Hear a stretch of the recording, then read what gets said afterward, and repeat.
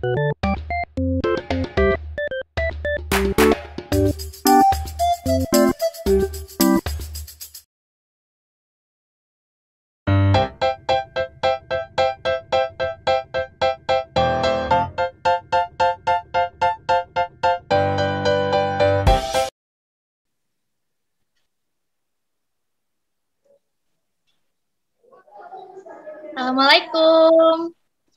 Waalaikumsalam warahmatullahi wabarakatuh. Ini Dede yang kemarin hubungin Ibu mau konseling ya? Iya, Ibu. Oke. Dede gimana nih kabarnya? Alhamdulillah lagi baik-baik aja, Ibu. Sebelumnya Dede tahu nggak konseling itu apa? Tahu, Ibu? Oke, berarti udah tahu ya konseling itu gimana, berapa lama waktunya. Iya, Ibu udah tahu. Oke. Oh ya, sebelumnya perkenalkan nama Ibu Nurul Nafsi Mutmainah, bisa dipanggil Bu Nurul. Oke, konseling kita kali ini sekiranya akan memakan waktu 45 menit. Gimana? Dede setuju? Oke, Setuju, Ibu. sebelumnya Ibu mau nanya nih, apa yang lagi di pikiran Dede, atau apa yang lagi Dede rasakan, atau apa nih yang mengganggu Dede belakangan ini sehingga Dede mau konseling? Jadi tuh gini, Bu. Akhir-akhir ini kayak saya tuh sering ngalamin selisih paham gitu sama ayah karena perbedaan pendapat. Terus kayak untuk melanjutkan pendidikan pun sering sekali ya apa perbedaan pendapatnya terjadi. Jadi kayak untuk itu saya memilih melanjutkan pendidikan jauh dari orang tua supaya saya nggak berselisih paham lagi sama ayah. Jadi Dede merasa berbeda paham, berbeda selisih pendapat dengan orang tua yaitu ayahnya Dede. Terus kemudian Dede ini memutuskan untuk berkuliah di tempat yang lain, di kota lain yang jauh yang berbeda agar supaya intensitas Dede ketemu ayah jarang atau berpisah gitu ya. Iya, Ibu. Oke, masalah atau konflik. Iya, benar, Ibu, untuk menghindari masalah gitu. Oke, baik. Kalau Ibu boleh tahu nih, Dede merasa selisih paham dengan ayah itu apa yang ayah lakukan sehingga Dede itu merasa berbeda pendapat atau berselisih paham dengan beliau. Jadi bagian saya dan ayah selisih pendapat itu karena ayah tidak pernah memberikan kayak kesempatan saya untuk mengemukakan pendapat saya. Terus kayak ayah tuh selalu meminta saya untuk kayak ya udah sih kuliah di deket sini aja, nggak usah jauh-jauh, ngapain kuliah jauh-jauh, nanti nggak ada yang ngurus gini-gini. Terus tapi ya karena saya juga ingin kuliah di tempat favorit saya, ya walaupun itu jauh, saya pengen ke sana, cuma ya gitu, pokoknya apa selisih pahamnya tuh di bagian itu, Bu. Oke, Ibu paham apa yang Dede rasakan. Oh iya, sebelumnya Ibu mau tanya nih, kan kita melakukan konseling. Harapan Dede setelah konseling ini yang ingin Dede capai itu Harapan saya itu saya nanti bisa memilih pendapat saya sendiri, terus kayak ayah menyetujui pendapat saya, terus kayak saya nggak berselisih paham lagi, nggak berbeda pendapat lagi sama ayah gitu, Bu. oke. Untuk permasalahan Dede ini, Ibu ada salah satu teknik konseling nih yang mungkin yang Ibu rasa cocok untuk membantu Dede dalam menguraikan masalah yang Dede alami ini. Nama tekniknya itu teknik kursi kosong. Jadi nanti di teknik ini Dede diminta untuk bicara dengan kursi di depan Dede. Di sekitar Dede ada kursi. Ada, Kalau Ibu. kalau nggak ada bisa di depannya aja nggak apa-apa nanti. Jadi di sini Dede diminta relax dulu, nanti akan memerankan dua tokoh peran sebagai Dede sendiri dan sebagai ayah Dede. Gimana? Oke, Iya, Ibu. sekarang Dede bisa ambil duduk posisinya senyaman mungkin. Udah nyaman? Udah, Ibu. Oke, coba atur nafasnya dulu. Tarik nafas lewat hidung. Pejamkan matanya. Oke, hembuskan perlahan lewat mulut. Dengan dirilekskan kepala, pundak, lengan, sampai kakinya senyaman mungkin ya duduknya. Ulangi lagi pernafasannya. Tarik nafas lewat hidung. Keluarkan pelan-pelan lewat mulut. Sampai pernafasannya stabil. Sudah? Udah, Ibu. Oke, kalau sudah. Nanti Dede, Ibu minta memerankan dua tokoh ya tadi, menjadi diri sendiri, duduk sebelah mana nih? Sebelah kanan Ibu ya.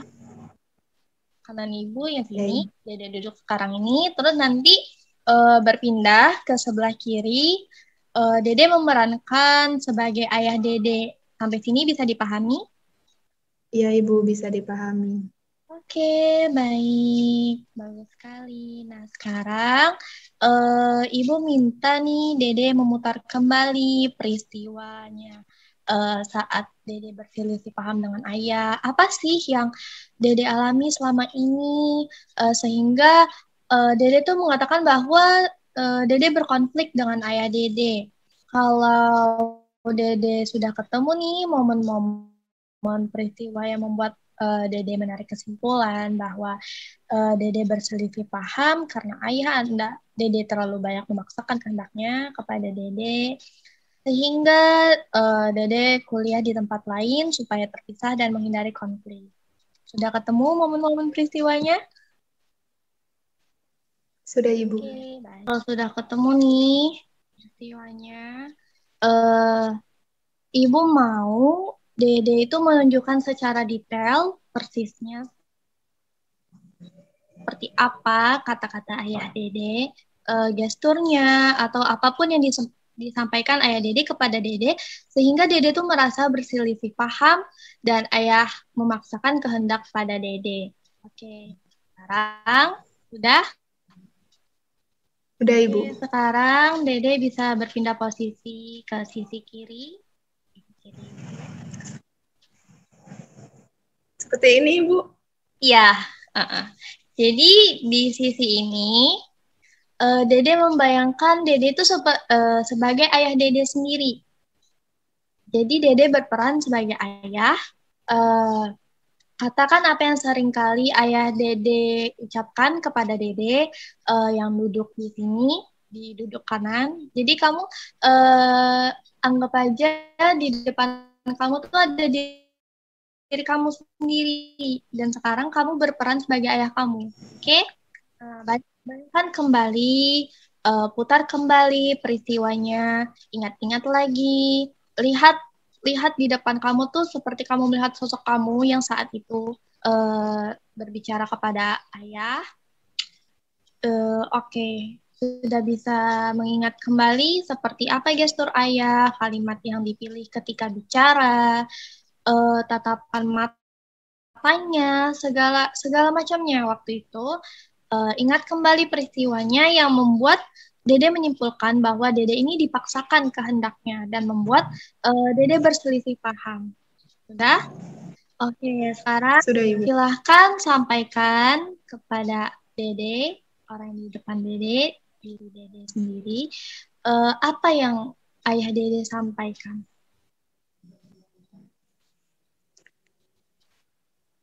Kamu tuh ngapain? Nggak usah sekolah jauh-jauh. Lihat tuh mereka. Sekolah tinggi-tinggi, tapi nggak jadi apa-apa. Ayah, kalau kamu kuliah di Surabaya, ayah nggak bakal biayain kamu. Terserah kamu mau kuliah di sana. Gitu, Bu. Itu yang disampaikan? Iya, Ibu. Oke, ketika ayah Dede menyampaikan itu, sekarang Dede pindah ke sisi kanan Dede. Sekarang Dede menjadi diri Dede pada saat ayah mengatakan itu, jawab apa yang Dede jawab ketika ayah berkata hal tersebut, dan Dede sampaikan ketika itu terjadi. Dede bayangkan ada ayah Dede di depan Dede atau di sebelah kiri ibu, sampaikan apa yang Dede katakan ketika ayah selesai bicara hal tadi.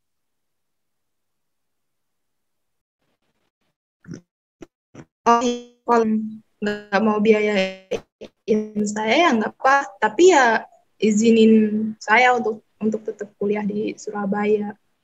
Cuma itu jawaban dari saya, Bu. Ada lagi yang disampaikan? Enggak ada, Bu, karena kayak saya tahu benar kalau ayah itu sikapnya emang keras kepala. Oke, sekarang ketika Dede menyampaikan itu kepada ayah Dede, apa jawabannya? Dede bisa pindah ke tempat Dede. Ibu ya. Iya, Oke, Ibu. sekarang Dede bisa sampaikan apa yang jawaban dari ayah Dede terhadap jawaban Dede tadi. Terserah, apa aja terserah. Pokoknya mulai dari detik ini, ayah nggak mau ngurus kamu lagi. Itu sih, Bu, yang paling ini saya ingat banget. Dan kayak selain itu masih banyak hal lain. Oke, sekarang Dede bisa pindah ke sisi Dede tadi lagi. Nah, apa yang Dede sampaikan lagi ketika ayah Dede mengatakan demikian? Saya ngomong apa? Kalau guys yang Dede alami ketika kembali lagi ke peristiwa itu bahwa ke sekarang, karena prinsipnya adalah here and now. Saya cuma kayak ke kamar terus nangis gitu, Bu. Oke, Ibu sebenarnya